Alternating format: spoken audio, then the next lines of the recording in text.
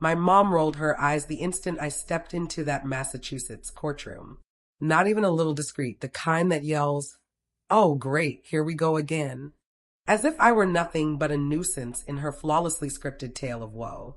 But then Judge Brennan paused while rifling through his documents, his gaze fixed on my features, and I saw realization slam into him like a runaway locomotive.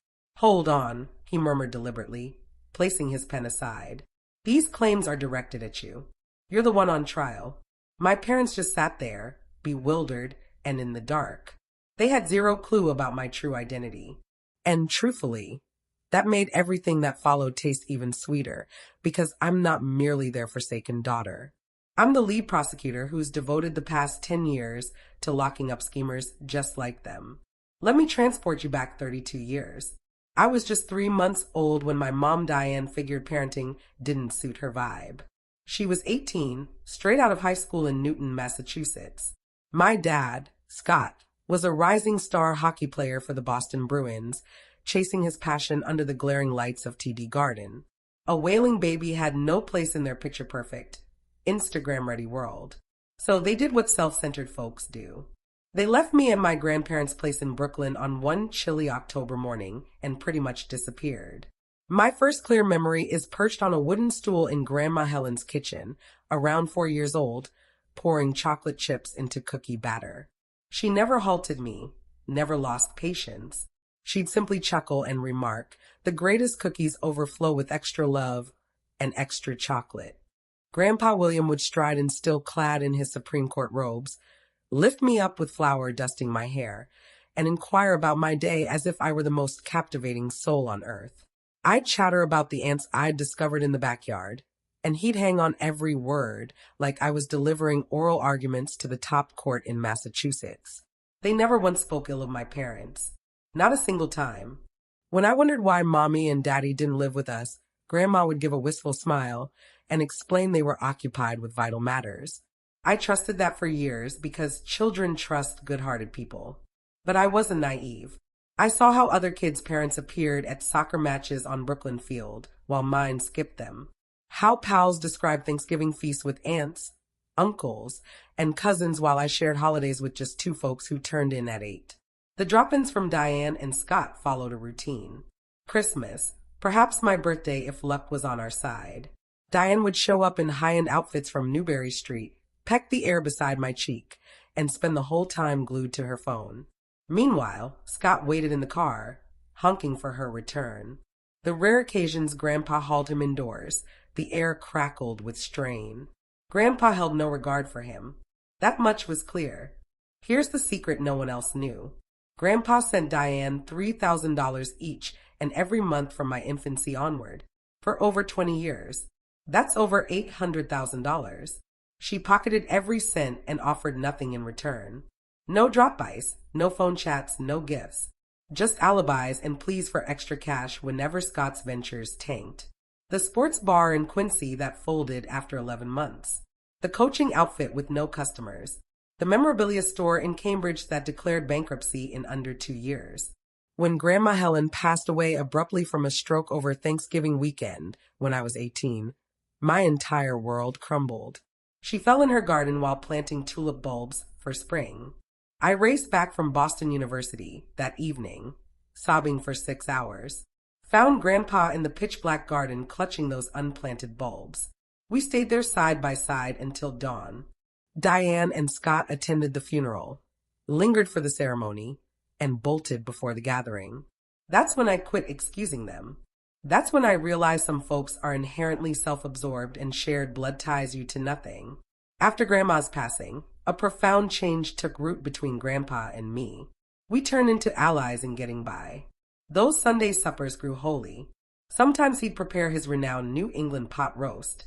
Sometimes I'd tinker with Grandma's scribbled recipes, her elegant script on faded index cards. Sometimes we'd simply get pizza and munch straight from the carton while viewing classic films. But the true worth lay beyond the meals.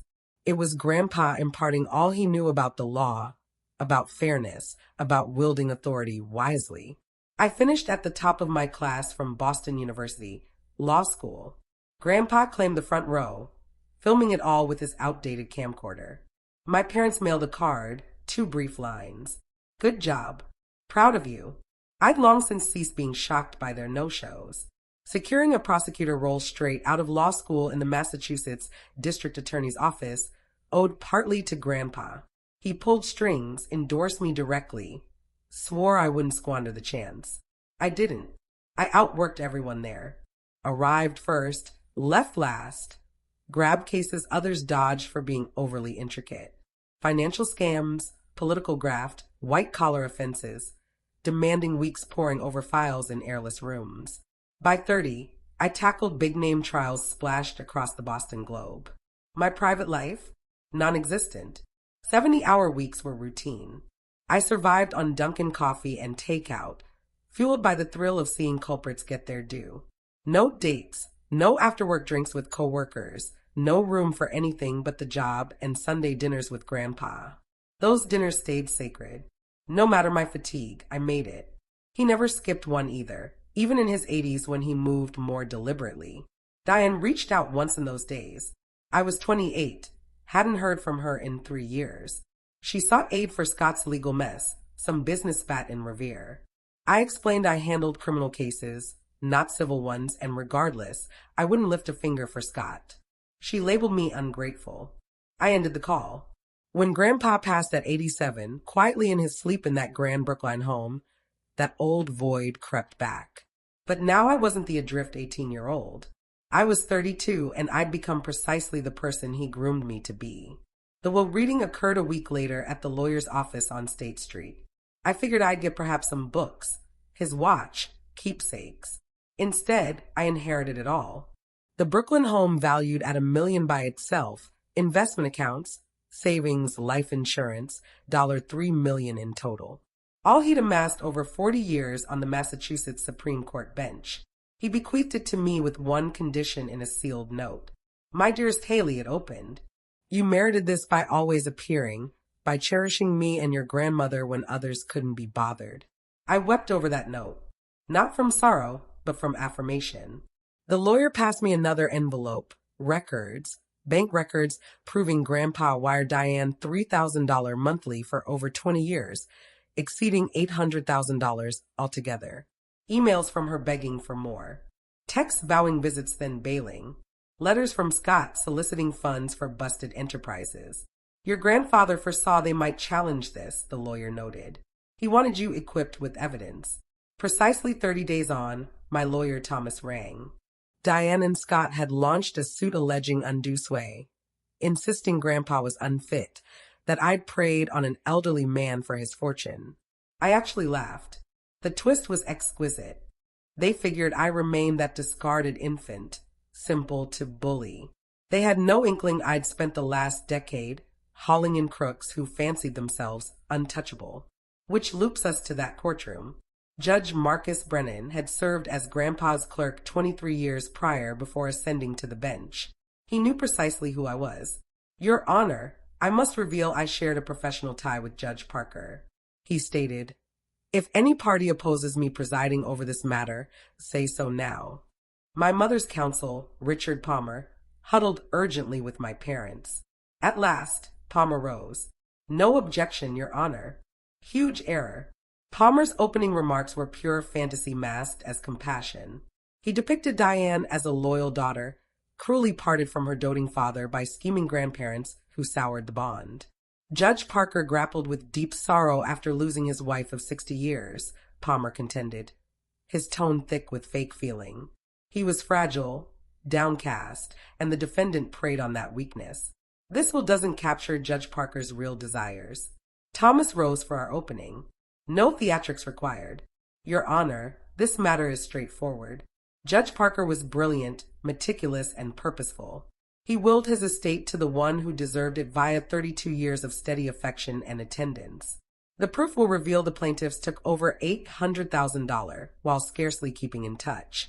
Palmer summoned Diane first. She swore in, clad in somber black with sparse makeup, nailing the bereaved daughter act. He meant the world to me, she declared, blotting her eyes with a tissue obviously prepped for the show. When he volunteered to care for Haley so Scott and I could settle in, I figured it was short term, but they held on to her.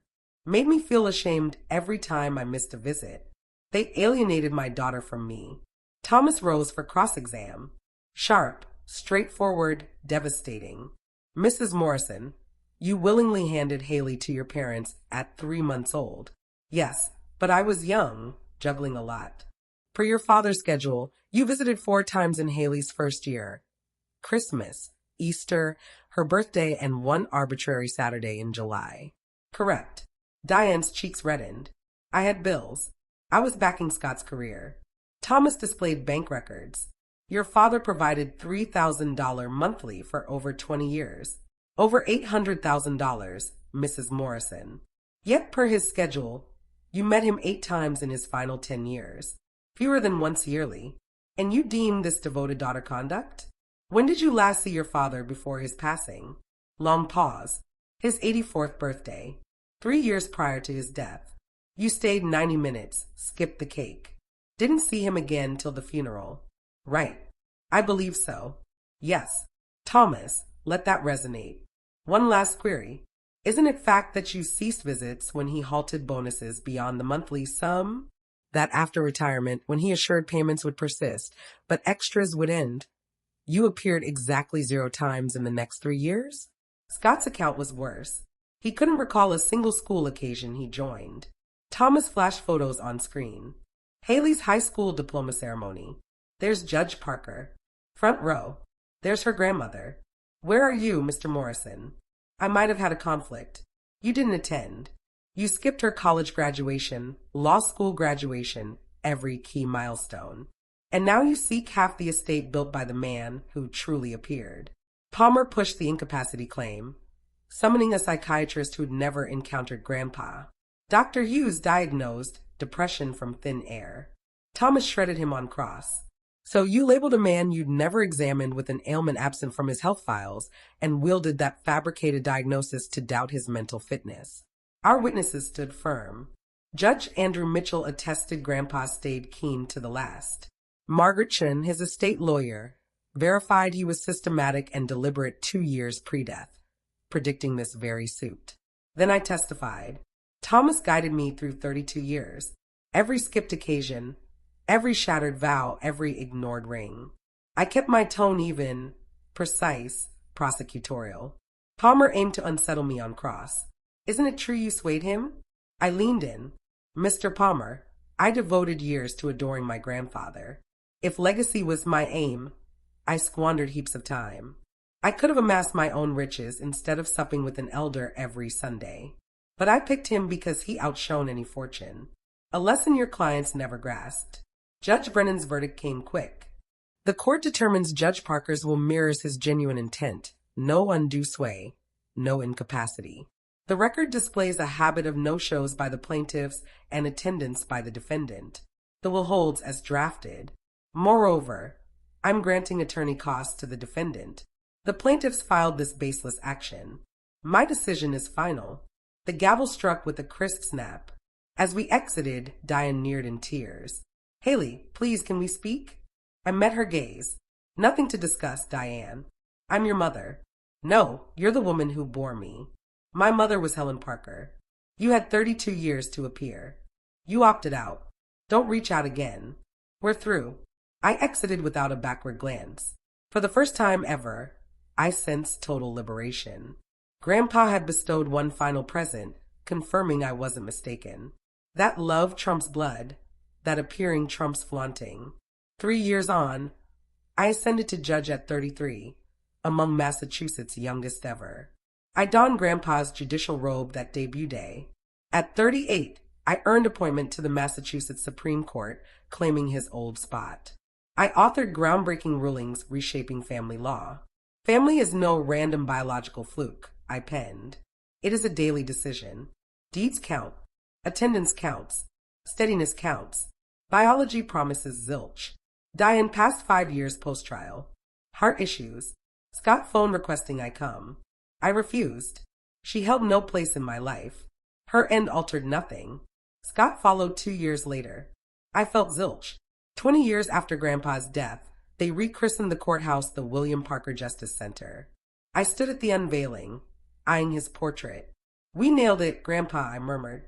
All you envisioned. At 60, post 30 years on the bench, I stepped down. My last trip to their graves at Mount Auburn Cemetery in Cambridge. I planted extra tulip bulbs encircling their markers. Thank you for selecting me, I said. For cherishing me, for shaping me into me. Because here's the core truth. Family isn't who matches your DNA. Family is who appears every day for a lifetime. Blood may forge ties, but only deeds forge family. That's not just my tale. That's justice. If this story struck a chord with you, if you've ever picked true supporters over poisonous kin, leave a comment below with your story. Hit that subscribe button for more accounts of fighting for justice, even when it demands your all. And remember, you owe no allegiance to those who never merited it. Thanks for watching.